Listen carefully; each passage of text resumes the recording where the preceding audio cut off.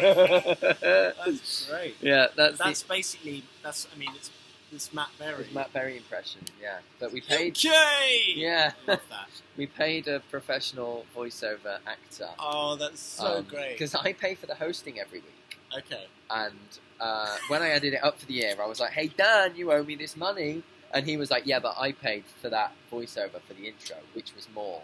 So I was like, "Oh shit."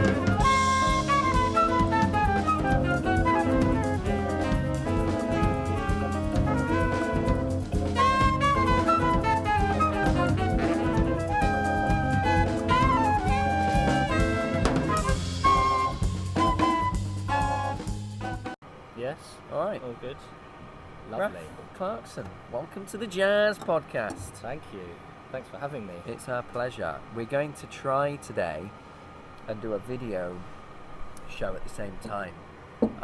But there's a high risk that because the first video show we did for Richard Turner's podcast was 12 minutes long, this show, don't know how long it will be, but the chances of something not going wrong in the next hour are just so slim. Well, we can embrace that maybe. Yes. Embrace the failure. Yeah.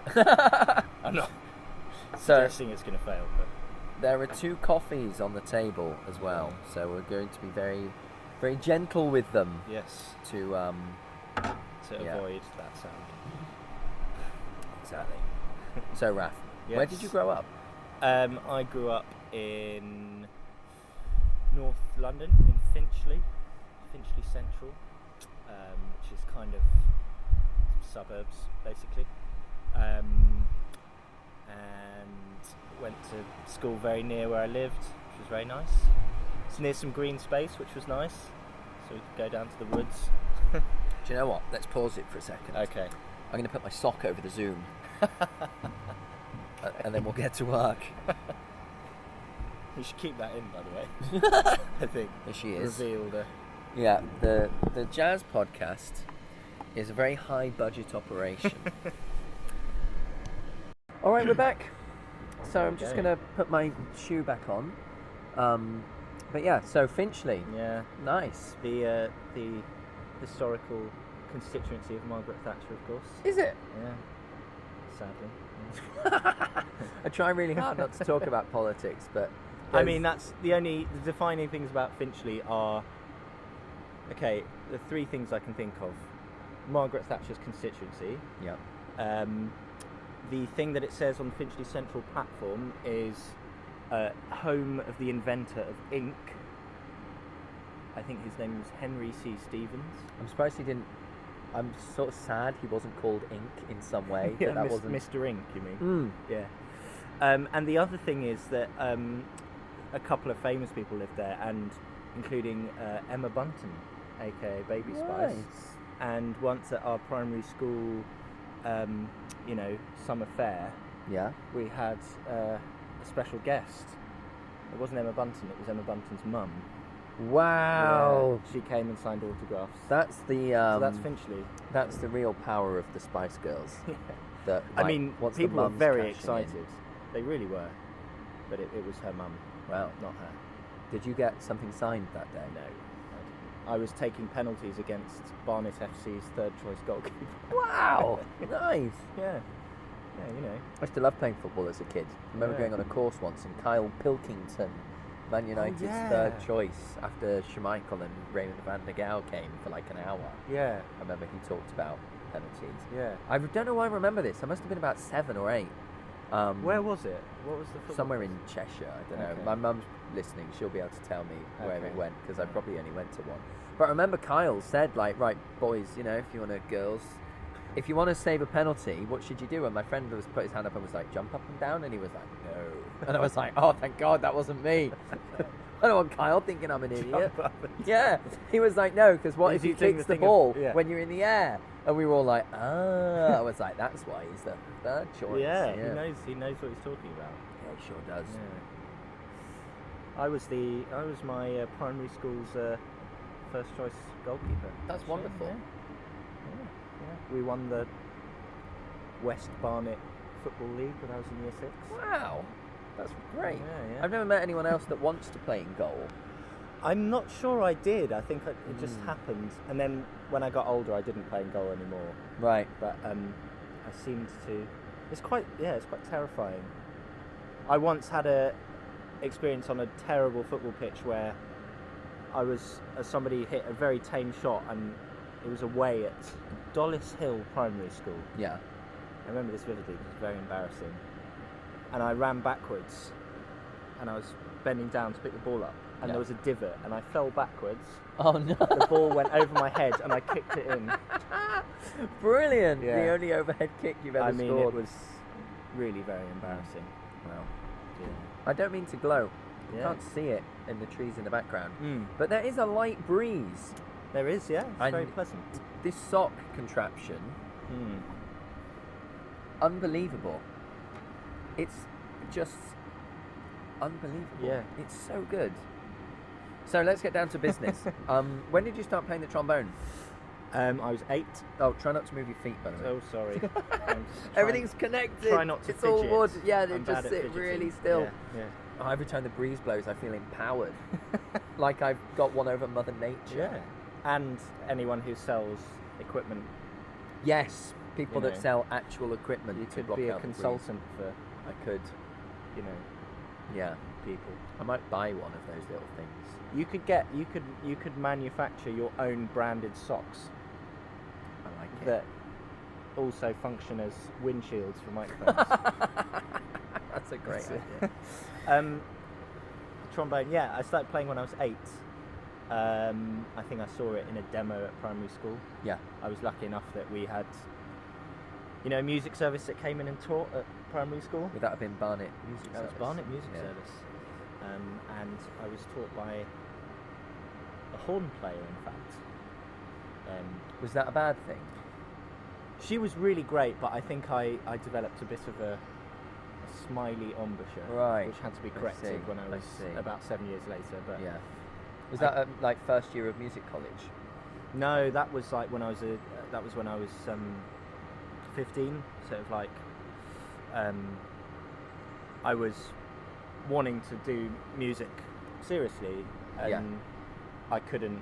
Yeah, I had no high register, so I started going to see a trombone player. I had a trombone teacher at school, but my problems were so severe that he put me in touch with a guy called Lindsay Schilling, who's the principal of Covent Garden Opera, amazing trombone player, teaches at the Royal College, and he kind of sorted it all out. So I owe a lot to him. Yeah.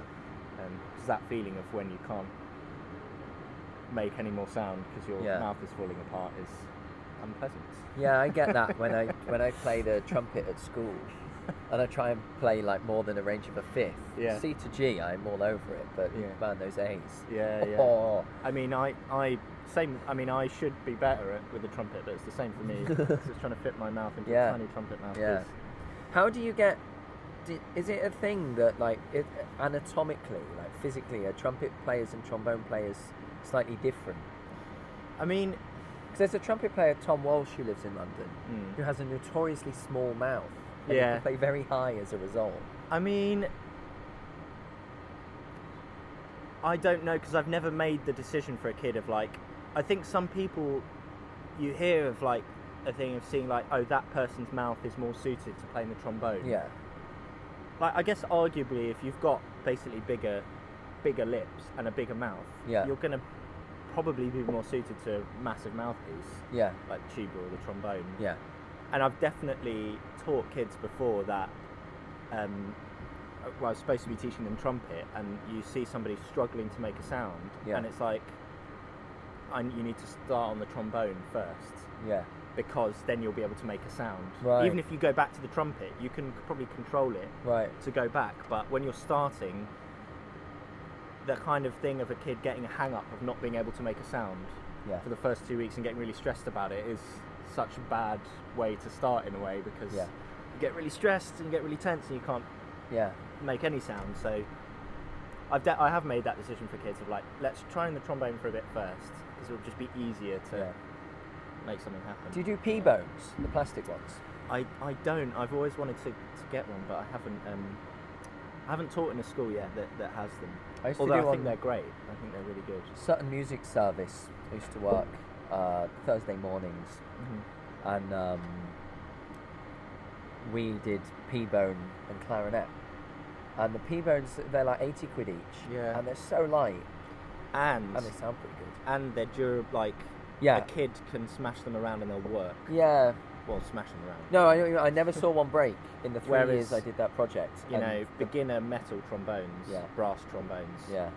Like you give them to a kid who's starting a week later, the slide doesn't move. Yeah. That's I did. Just, Yeah, that's a big problem. Yeah, it is. Yeah. I did a product review, not a very helpful one, of a polycarbonate saxophone. Oh yeah. On Alex Monk's show. Oh right, does that exist now? Yeah. Wow. But I would consider it to be quite a substantial failure. Oh no. Because they manufacture them in Thailand. Okay. Or Malaysia, but they didn't factor in import tax into the cost. So it's supposed to be like 200 quid, which is the same as like a second-hand bronze saxophone. But actually they're 450 to buy the very worst ones. And so you could spend less money on a bronze sax that would be more in tune and feel better to play. And it's just too many moving parts. Yeah. The trombone's great. It's so simple. it's the perfect thing for that. It's such a perfect mechanism. Yeah. Perfect instrument in many ways. Yeah. Only trombonists have ever said that. Yeah. Les Chisnell is a pianist. He was my jazz teacher at school. He won't thank me for repeating this, but he just would refer to it as the random note generator. And for quite a long time when I was a kid, I didn't really know what he meant by that. It's good. It's a good description, I'd say. Yeah. Yeah. But I like that. Yeah. It's a good name for an album. So when did you? Your album's just come out as well. It will about to. Yeah. It will. Yes. It has. Been. No, it has. Yes. It's come out and it's great. Yeah. It's done so well. Yeah. No, yeah. I mean, yes. We estimate it'll probably be like 2 months or 3 months when this gets played. Yeah. Yeah. So how many have you ordered? I don't know because that decision hasn't been made. Oh boy. So, hopefully enough that if people want to buy it, they can get one. That's good. I've done that before. I've had to take some to the tip. Oh really? Because we've gotten to the point where it was like, well, there's still 940. It's like them getting pulped like an Alan Partridge, you know, when he gets his book pulped. Yeah, that's the deal. That was very sad. Yeah. So when did you realise that the trombone was something you wanted to do with your life? Well, I was very lucky with music because both my parents are musicians. What do they do? My dad is a viola player. My mum she died 15 years ago, but she was a Baroque violinist, and so music was like in the house from a very young age. Yeah. And my uncle's a cellist, and I actually started on the cello when I was 4. So for a few years I was playing both instruments, and then I gave up the cello because I was having more fun with the trombone. Right. And that's awkward. Yeah. Also, it's like carrying 2 big instruments into school. Yeah. Most days, just getting a bit much. Yeah. So I stopped doing that. I don't know. It's a good question because I think I wasn't always sure whether I made the decision that I'm going to do music. Yeah. Or it was sort of inevitable because I grew up with it and my parents did it, and partly maybe I needed to live up to the fact that they'd done it, and so I sort of naturally did a lot of it growing up, and then when it came to choosing options, I went to university. I didn't do college. I went to University of York. I never realised that. Yeah. I could have just some very simple Googling would have solved that problem. It's fine. It's alright. It means that we've talked about it now. Simon Roth was at University of York. Yeah, that's right. He was a year below me. Was he? Yeah. Oh my god, I'm so confused. I thought he was older than you. No, and Daffith Williams as well, sax player. Wow. God, this is a mess. What years were you at university then? 2005 to 8. Right. Yeah. So I think basically, I dabbled with the idea of doing some other subjects, but I always thought I wanted, music was the passion. Yeah. I guess I just realised when I got to sixth form, music is obviously what I'm passionate about, so I'll do it at university and then probably keep doing it. Although there's sort of all the confidence issues about that were always a bit like, maybe I won't be able to do it, maybe I'll do something else, but in the end it's just the fact that I loved doing it. Yeah. You know, just then carried on doing it basically. Yeah. So York's created some very important jazz musicians recently. Yeah. Is that a coincidence, or is the course? No, I don't think it is. In that, so my first year that I arrived, John Taylor started teaching there. Right. And that was brought about by a guy called Jonathan Ito, who's the kind of jazz and improvised music and all things related to that lecturer at York. And he brought John Taylor there. And the ensemble in residence, main ensemble in residence, was Julian Arguelles' octet, which meant that he came up, did regular teaching, people in his octet did, so Martin France, Chris Batchelor, Mark Bassey, Nicky Isles, Mike Walker, Ian Dixon, probably missed somebody out.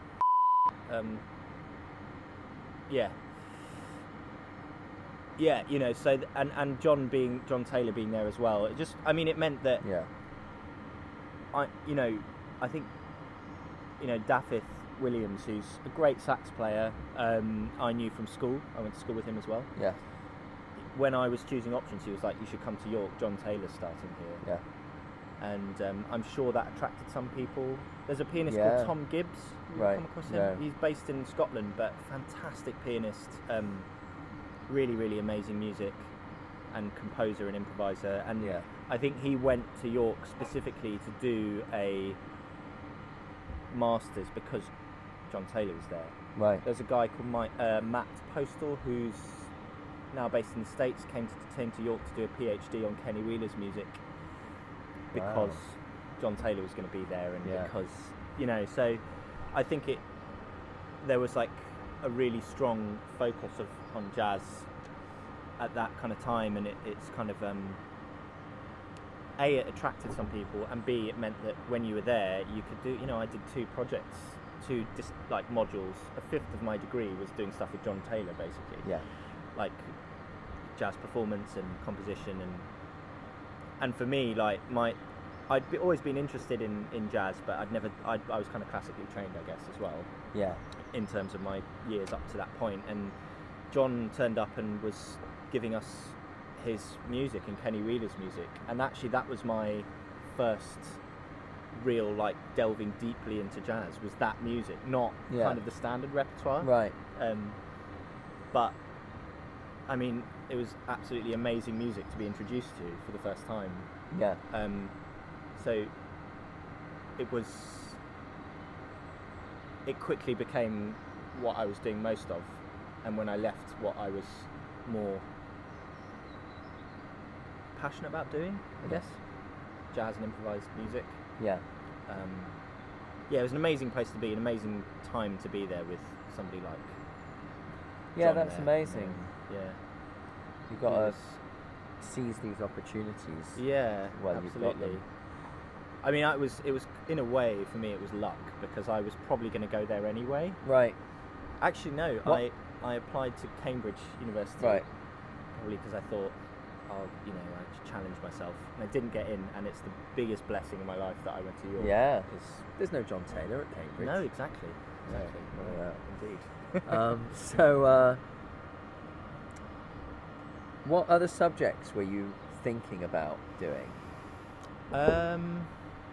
I was thinking about either English or history, which were my other A-level subjects. Right.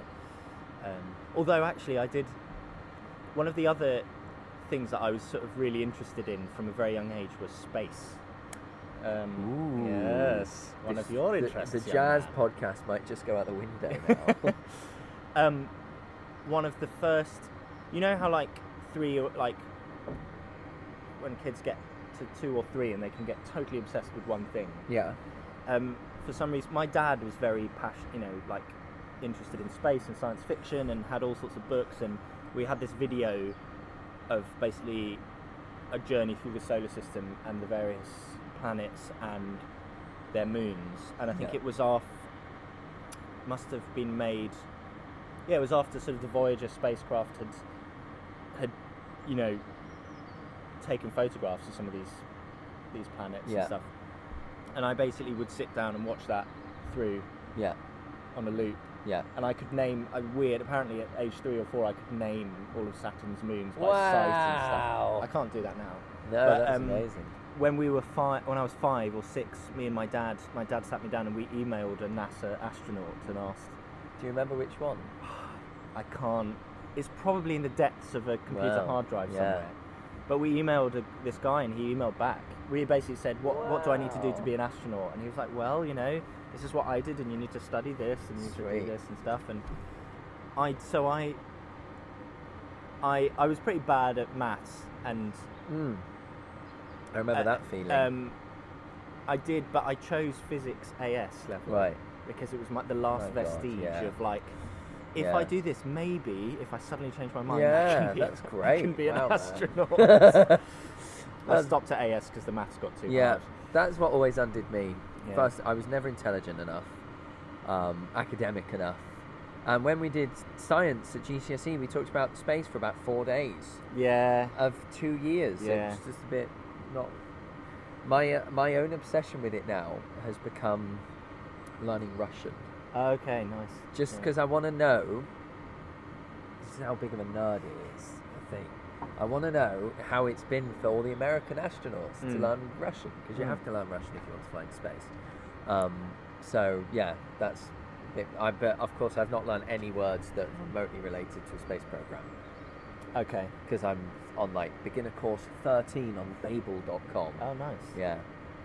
Wow. It's good though. Yeah. It's just on my phone. It's beautiful. Cool. Yeah. Nice. Russian alphabet app as well. I have a little folder called Russian. Oh, that's and then just, you know. What can you say? Can you say something? I've got I'm doing a lot of beginner. Can you order like, a coffee? No. Oh. Pretty disappointing, I know. Good night. Let's see. I'll play you some stuff that I know. Они дома. Here we go. So that's They Are Home. This is like a vocab review.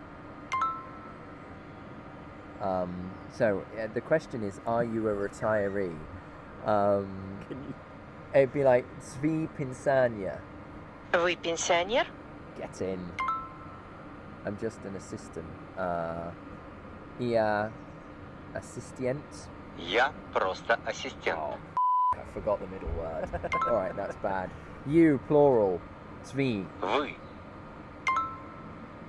Oh, I'm done. Do you remember these words in Russian? I like that you know how to say retiree. Yeah, they started you off. Great. They start you out with words that are the same in okay. in English. That makes sense. Because you have to deal with learning the Cyrillic alphabet. Yeah. So if you learn all the words that are the same, then you can see how the letters operate. And it's all phonetic. So once you understand the letters, it's quite easy. Okay. Because like if you want to spell, well, like your kid in English, I'm going like ra, e, ta, a, ra, e, retiree, and then you write it in Cyrillic instead. Right. Okay. So it's pretty low-level Russian. Still learning Russian. Which is better than not learning Russian. I want to read like one of Tolstoy's novels in Russian just to annoy my wife, because she's much more into literature than I am. That would be the death So that blow. you can say, but yeah, if you read it in Russian, you got then you would know. Then you would know that this means this. Exactly. Yeah. So when you finished at York, did Yeah. you set your sights on London already, or No. how did you end up to be here? What I did was not to take a break, which I probably should have, because I was pretty tired by the end of that. I mean, what use your 3-year course that you did? Well, it was just intense, and it was in music. Yeah. Okay, cool. Oh, of course it was. Yeah, what I was saying about you can't not study music, but then do a 5th of your degree with John Taylor. Yeah. Well, no, you can't. No, I went to Oxford University and did a master's. Cool. Because I think I was kind of underconfident about whether I could become a musician or not as a performing musician. And I'd done quite well at the academic side, and so I thought I would go somewhere where I can do both performance and academic stuff to give me the option of continuing. I think I knew I wanted to do a master's. Yeah. Reflecting on it, I kind of wish that I'd gone and done a performance master's in Europe or something like that, and done something really, gone somewhere completely new. But I think I wanted to challenge myself academically as well. Anyway, I went to Oxford. What did you for study? 2 years. It was an MPhil in musicology, which basically is a master's and then like the first year of a PhD equivalent. Oh, cool. And it had like a I didn't performance. realise such a thing was a thing. Yeah, it's not that. It's the kind of thing where if you started a PhD and then stopped after a year, that is the qualification you could get. Right, okay. But some places offer it as a thing as well. Yeah. And so you're slightly better qualified than me. I mean, I don't know. I'm qualified. Yeah, my thesis was in British trombone performance. Really? Yeah. Wow. Basically, that was after the first year. I wasn't enjoying the academic stuff. Yeah. Because it was all about how to do musicology, not actually studying any music. It was like how to, the kind of academic discipline of doing the subject. Right. So it's a lot of theory about how to be a musicologist. Right. And if you want things to make sense with the real world and like be practical and it relate to actual music, that's not for you, in my opinion. That sounds it sounds like a really hard thing to make relevant. It is, and it was the kind of thing where I would finish like 5 hours of reading some like really impenetrable stuff and then try and go and practice. Yeah. And my brain was fried and I couldn't do it. I just couldn't, you know. So there was a performance at the end of each year, and that was nice. I sort of did a crossover thing with early music and jazz, and I played a bit of sackbut at the time. Nice. That's like the big round one? No, that's just the early precursor to the trombone. No. It is a trombone, but it's the bell is like that big. Yeah. Yeah. And it's very thin metal. Right. And it's like what the trombone was before it got bigger and before the Americans got their hands basically, on it. Yes. So I basically made my second year, which was a sort of research year, into going and interviewing various trombone players from different styles of music and different disciplines, and thinking about like creativity. So like I always had this. I don't know what because you sort of had a classical training and then went into jazz, and my feeling of being at that time, I was like, I've done both of these things, and there's this sort of idea that if you're a jazz musician, you're a lot more creative than a classical musician. Yeah. Or there's the thing of some classical musicians saying, I can't improvise. Yeah. Don't ask me, what? No, I don't do that. Yeah. Or I can't do that. Yeah. And there was some feeling that these things are much more closely related than that kind of stereotype. Yeah. So that was part of the reason for that. And then the other reason was to basically go and have loads of lessons with trombone players and film them doing stuff and transcribe what they were doing and interview them. So that's what my second year was about. So I'm qualified in talking about some trombone players. But it was good. It was like it made it much more practical and relevant. Because by then I realised I want to make music. Yeah. That's what that year of doing academic hard stuff was like. I don't want to do that. I want to make music. So and then I came to London after that. Yeah. After Oxford. What did you do then when you got here? How do you slide into musical society, essentially? Yeah. I was lucky in that my family home was still in North London, so I could live at home. Which is cool. Yeah, sense, that's very practical. It's actually cheaper to move back here than it would have been to be anywhere else. Yeah. Amazing. So that was very lucky. Yeah. Really lucky. And I think so one of the things that was just sort of starting to do a lot of stuff as World Service Projects. Yeah. It's the band that I've played in since about 2009. Such a good name. Who called it that? It's a bone of contention, you see, because I think I decided that should be the name, and Tim Howe, the sax player, thinks that he decided that should be the name. It just sounds so official. It sounds like somebody from like a government organisation named it. Like, why don't you guys go and serve the world Yeah. musically? Whenever I see that, I'm like, oh man, this is such a big deal. It's you know? what it came because Dave Moorcroft, who's the band leader and writes the music and initiated the band, his dad is a sound engineer and used to work freelance for the BBC. So I forgot this is It's on alright, video. it's fine. I think it's more entertaining. Well, you're telling me all this really Yeah. interesting stuff. Yeah, it's really interesting. Just isn't it? slowly Yeah. dozing off. Yeah. Oh my god, Um, it's 10:28 and the 4 coffees are causing a kind of a slide. Yeah. Or maybe we need more caffeinous ones. Yeah, Or maybe, I don't know. Is it the coffee dip? I think I'm Yeah. dipping. Oh my god. Sorry, go on. No, that's right. So when basically he managed to get us.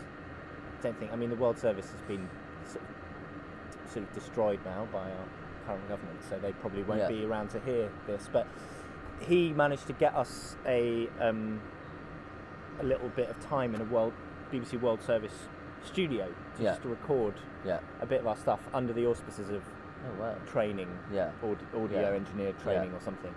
So we just made a little sort of demo / album. Yeah. And the way that I tell the story is that got the CD and Dave's dad wrote World Service Project, as in the project that we did in the World Service. Yeah. And I think I said, oh, that would be a really good name for the band. Yeah. And then it stuck. And I think Tim, our sax player, thinks that he said that. But anyway, Right. I think that's why the band is called the band, because the first thing we did was make a little demo of Dave's That's music awesome. What a great in the reason. BBC World Service.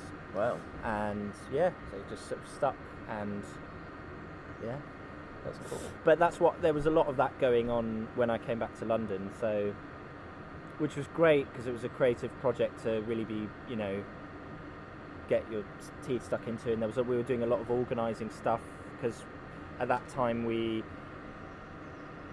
started initiating these exchange tours with other bands from Europe, Yeah. which is what Match and Fuse is now. Right. So Match and Fuse is the sort of European touring network and festivals around Europe, and it kind of started with us going on tour with a Norwegian band in Norway, Right. and them doing the same in the UK, Amazing. and then that just spiraled. And Dave, who's an amazing sort of initiator of things and works so hard, basically pushed this further and further, and it is now this big thing. Wow. But that was going on at the time, so there's a lot to sort of get stuck into, and I started doing bits of teaching and stuff, and it was like very piecemeal bits Yeah. and pieces of like some gigs, and you start playing in a function band, started playing in a salsa band a bit, and then started running some workshops with my friend Phil Merriman, Yeah. who was in my year at York. Was he? Yeah. Oh my goodness Yes, me, the yes. web gets wider Yes, and wider. Crumbs. So yeah, it was like, I was lucky because I was living at home, so I could sort of take my time to start to Yeah. put the things together, and then somehow you arrive at a point where you can move out, just Yeah. out, and keep doing things. Wow. So what's going on now? Now it's like a mixture of. What's your band that's the album's just come out? It's the Dissolute Society, Right. and that is it's like 3 strings, 2 horns, vocals, drums, keys, guests, piano, Yeah. and that kind of, I'd wanted to do something, my own creative project, like probably since I left uni, but had never had the confidence or realised, have the focus of, you have lots of little ideas and Yeah. then you never see them through. Yeah. And we were talking about this earlier, this thing of like focus on what you are good at and what you know and what's authentic to you. Yeah. I realised that I wanted to do some things that were to do with personal Right. family stories and Yeah. stuff. So that's what the music's about. Oh, And that's wow. what gave me the drive to sort of make it happen, I guess. Yeah. So there's that, trying to make that happen, and then I do a lot of like creative workshop leading. Oh, look at the wind. Look Oh, at that. it's very beautiful. Yeah, it is. You can't hear a thing though. I am going to patent this sock. This is brilliant. Stunning. Yeah, so like it's a mixture of playing the trombone and doing workshop leading. And Yeah. like, you know, Yeah. community music projects and Yeah. stuff. Which is fun. It's good. Yeah. Have you got any plans? Plans. Yeah. Music or life plans Music or for life the next plans. year? Yeah, I mean, I sort of had a flurry of, I don't know, when you start making a project of your own and it starts to go somewhere, then I don't know if you found this, but you start to think, oh, I could also do this thing and that would be exciting, so you initiate that thing and then Yeah. that thing, and Yeah. so I've sort of initiated a few different things Yeah. that I like Are the ex- idea of this like button that you press at home. Yeah, It's like and it goes- initiate project. And you're like, oh no, I pressed it now. That's it. it's kind It's, of it's initiated, Yeah. so I've got to do something now. Yeah, I started a thing with Kieran McLeod, Yes. the trombonist, which is like a free. In fact, we've almost done it a few times with you. Ooh. It's called Speckles Brass, Right. And it's basically a brass septet of it's just freely improvised music. Oh, that sounds great. And Did you I do that once at the Phil Merriman's brother John Merriman yes. studio? Oh yes, Yeah. that's right. Yeah. I was busy then as well. Yeah. That was a kick in the teeth. But we'll What I was do one. doing. But like the idea with that was, I was speaking to Kieran and we were both like, really want to play some freely improvised music and do Yeah. something, you Yeah. know. And so we just made a little recording and then have done a gig every now and then Yeah. with it. And it's been really nice because we've always done it with a guest. So we've Yeah. done one with Joe Wright, and we've Oh, done one cool. with Julie Kier, and Mia Marlenberg, who's a Yeah. Norwegian vocalist, and we've done one with some dancers, and it's a nice thing just to do occasionally and Yeah. very fulfilling. And Yeah. like, I'd love to. We want to do something with Keith Tippett, Cool. who Yeah. I met when I was. That was the other jazz history thing for me. Was I met when I was 8 or 9. So my parents used to teach on the Dartington summer school Oh, cool. course, and he taught there. Yeah.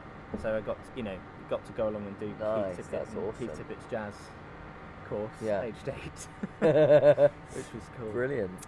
Yeah, so there's like trying to make that happen, and I'm also doing a project of trying to delve into South African jazz. Oh, cool. With Adam Glasser. Yeah. He's an amazing pianist and harmonica player, and played with all the, basically toured with people like Dudu Bukwana and Chris McGregor and like knew all those guys when he came to the UK in the 70s. Yeah. And the plan is to like just immerse myself in that music with people who really know it here. It's Yeah. basically him and people like Chris Batchelor, who knows that music really well, and Gareth Lecrae as well. Yeah. And then maybe go to South Africa and try and just play with people and Yeah. That and sounds amazing. do some workshops and stuff. So that's the sort of the plan is to devote some time to those projects and make them happen, I guess. What other? I mean, if I lived in a flat where I could have it, I'd love to have a dog. Yeah. But I live in a first floor flat, so I can't. Oh, that's a have one. nightmare. Or a cat, really. Yeah. Well, I got a It's really cat nice in to the have a cat. first floor Oh yeah. called George. Oh. Yeah. But he's a ragdoll. They're house cats. They're too Yeah. docile and friendly to go outside. So I didn't want How to. does he? Do you have how? Yeah, go on. Go on, I can How edit. does he use the facilities? Do you have a litter tray? Yeah, very Okay. well. He's really Okay. well trained. Oh, good. Although this morning, Claire got up and the first thing she said to me, Rob, there's poo on the floor. Yeah. Yeah. So he I was like, that's a shame. occasionally. Yeah. Yeah, so occasionally there's malfunctions, there's Okay. problems. But that's. There is. Oh yeah, I've seen. Yeah, amazing. Yeah, he's got blue eyes. He looks Blue, like sparkling. he's the eyes. cat version of Frank Sinatra. There we go. That's oh, pretty the good. cameras picked that up really well. Who did you name him after? Sorry if you're listening and not watching this show because I'm just holding a picture. There's of probably. George. I mean, at to the this point, camera. you could probably Rob will put up a little, put a little a little, one of those little tags on the Yeah. podcast, and Yeah. his picture will come up. Yeah, you're gonna do that. Ooh, yeah, that's nice. That'll give me something to do. Don't worry if you don't do that. It's fine. I'm sure the one person that's watching and the 3 that are listening are all really confused by this at this point. We named him George just because Claire liked that name. Okay.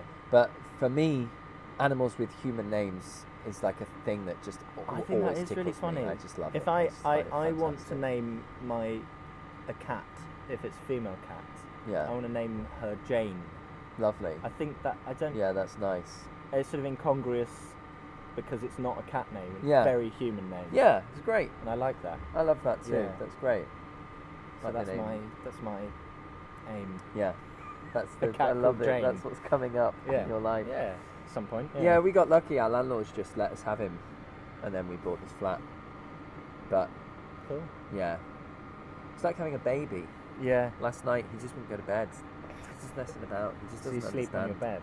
Yeah, he sleeps on Claire's pillow, Oh. like a crown, like around her head. Around her head. Yeah. Wow. Because That's she's cool. warm, I guess. Yeah. He's not. There's no love. He just loves warm stuff. Well, my dad, we had a cat growing up that was the same age as me. Yeah. Called Pushkin, Yeah, but it was a she. Pushkin. Yeah, it's a good wow, cat name. we've been thinking about naming something Pushkin. It's a good 'Cause cat name. we went to Russia last month, Oh. and there was cool. a Pushkin cafe. Yeah. Because Pushkin was an artist, I think. Poet, I think. Poet. Yeah. Trying to look really clever. Pushkin was a poet. Yeah. And now whenever the word push is in the vocab, there's like, Rob, you have to pushkin that door. Ah. But yeah, we slip it in a lot. But It's a good cat name. yeah. But she used Great to name. sleep on my dad, Right. and once he woke up and she had, how cats sort of do that thing where they lie down but with their feet. This is going to be again Yeah. useless for people listening. They lie down with their feet like Yeah. that, Yeah. and Yeah, then- yeah. and like flap. Yeah. My dad once woke up and her belly was on his head, on his face. She was just sort of like, Wow, that's So amazing. There's that thing of cats also being very obsessed with their human masters' shoes. Yeah.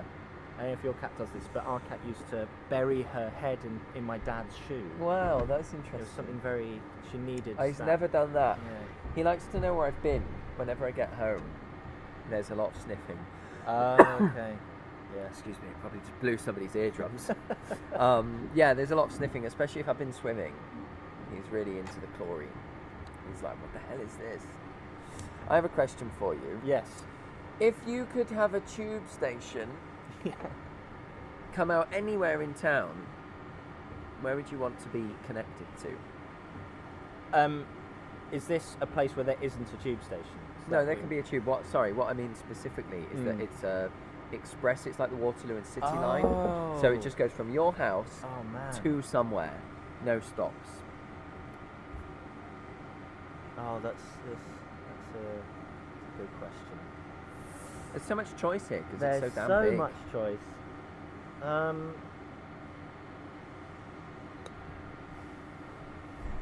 Yeah. Oh, I'm gonna have to think about that bit. I mean, probably. I think somewhere like in town that I'd tell you what I really like doing if ever I've been out of London and I come back and go to like Waterloo Station is walking over the Hungerford bridges, the white bridges that connect the South Bank Centre. I love that bit of walk. So I think that I think feels so London. yeah, I like. The river, the this is sights, this is yeah. why I like living in London Yeah. because you feel Yeah, basically in the heart of the city. yeah, So probably to there. yeah. Even though I mean, That's what Dan says. Yeah. South Bank. yeah, Yeah. that little area. It's just Yeah. kind of. It's a good atmosphere. It's always a Yeah. joyful, positive atmosphere. I think. Totally. Yeah. Yeah. So I'd say there. Nice. I'd say. If it's possible, can I go to the centre of the bridge on the? Yeah, how there's definitely. that Like, Charing because Cross- the Jubilee line runs underneath anyway. Yeah, but So we and the could Charing build- Cross line Yeah, actually goes over goes the over bridge the there. bridge. So if there could just be a little yeah, sort of, at Oh, the that's moment for the lovely. listeners, yeah. I'm doing a little A swerve. curve Yeah. onto the bridge, so that there's a little. Oh, I I can get off see. there. Yeah, yeah. That would be great. That'd be nice. No, that would be Please. cool. Yeah. Well, Raf Clarkson, thank you so much for coming It's a pleasure. on the Jazz Podcast. Thank you for having me, Rob.